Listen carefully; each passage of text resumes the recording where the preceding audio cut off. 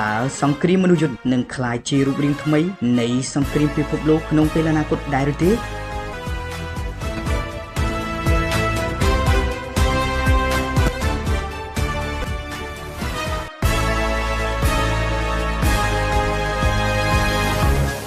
នៅសមរភូមិរវាងអ៊ុយក្រែននិងរុស្ស៊ីបច្ចេកវិទ្យា drone និងមនុស្សយន្តយោធាកំពុងក្លាយជាអាវុធសំខាន់បំផុតពួកវាអាចស៊ើបការវាយប្រហារនិងបំផ្លាញគោលដៅបានដោយមិនចាំបាច់បញ្ជូនយោធាចូលទៅក្នុងគ្រោះថ្នាក់ដោយផ្ទាល់ឡើយការនេះបានបង្ហាញថាសង្គ្រាមនាពេលអនាគតអាចមិនមែនសង្គ្រាមរវាងកងទ័ពមនុស្សទៀតទេប៉ុន្តែជាសង្គ្រាមមនុស្សយន្តនិងមនុស្សយន្ត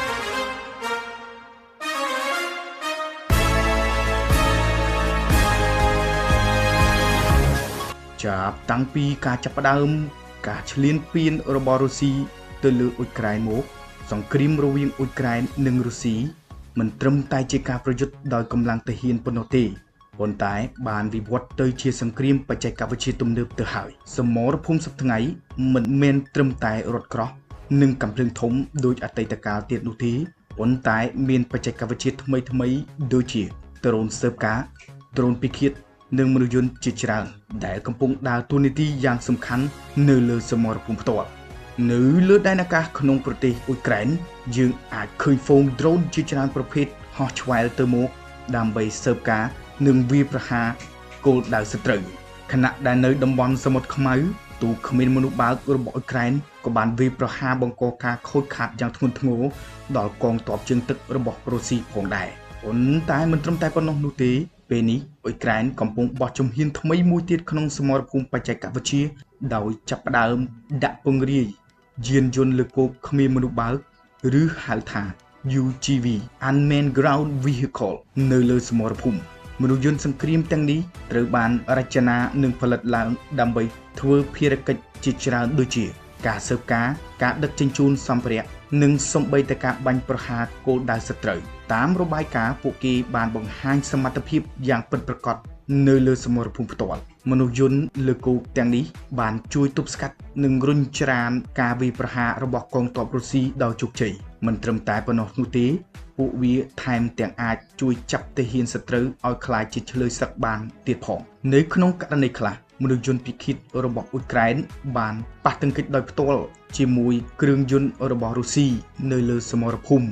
ដោយគ្មានវត្តមានមនុស្សនៅទីនោះឡើយនេះបង្ហាញថាសង្គ្រាមសម័យថ្មីកំពុងផ្លាស់ប្ដូរយ៉ាងខ្លាំងពីការប្រយុទ្ធរបស់មនុស្សទៅជាការប្រយុទ្ធរបស់ម៉ាស៊ីនបច្ចេកវិទ្យាលោកអូលេសាន់ដ្រូអាហ្វាណាហ្សូដែលជាទាហានអ៊ុយក្រែនមកពីកងពលតូច K2 Brigade បាននិយាយថាពេលនេះសង្គ្រាមមនុស្សយន្តកំពុងកើតឡើងជាក់ស្ដែងនៅលើសមរភូមិលោកគឺជាមេបញ្ជាការកងវរសេនាតូច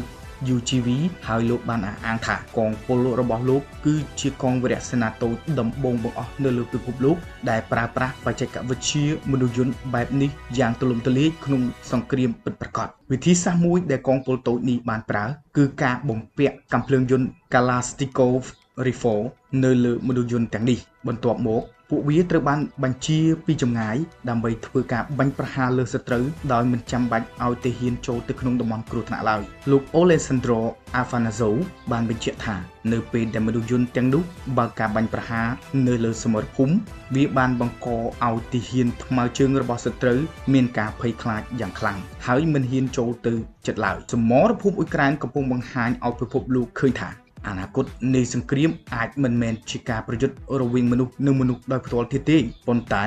អាចក្លាយជាការប្រយុទ្ធរវាងបច្ចេកវិទ្យាមនុស្សយន្តនិងប្រព័ន្ធស្វ័យប្រវត្តិដូចនេះនៅពេលមានសង្គ្រាមប្រទេសដែលមានបច្ចេកវិទ្យាទូលំទូលាយនិងមានអត្ថប្រយោជន៍ខ្ពស់ក្នុងការប្រយុទ្ធដើម្បីការពារផលប្រយោជន៍របស់ខ្លួនដោយប្រើប្រាស់បច្ចេកវិទ្យាថ្មីនិងមនុស្សយន្តខណៈដែលប្រទេសដែលខ្សោយបច្ចេកវិទ្យានឹងប្រឈមមុខនឹងហានិភ័យខ្ពស់នឹងអាចបាត់បង់ជីវិតច្រើនការប្រយុទ្ធនាពេលអនាគតនឹងផ្លាស់ប្ដូរទៅជាការប្រយុទ្ធរវាងបច្ចេកវិទ្យាប្រព័ន្ធស្វ័យប្រវត្តិជំនួសការប្រយុទ្ធដោយមនុស្សជាមូលដ្ឋាន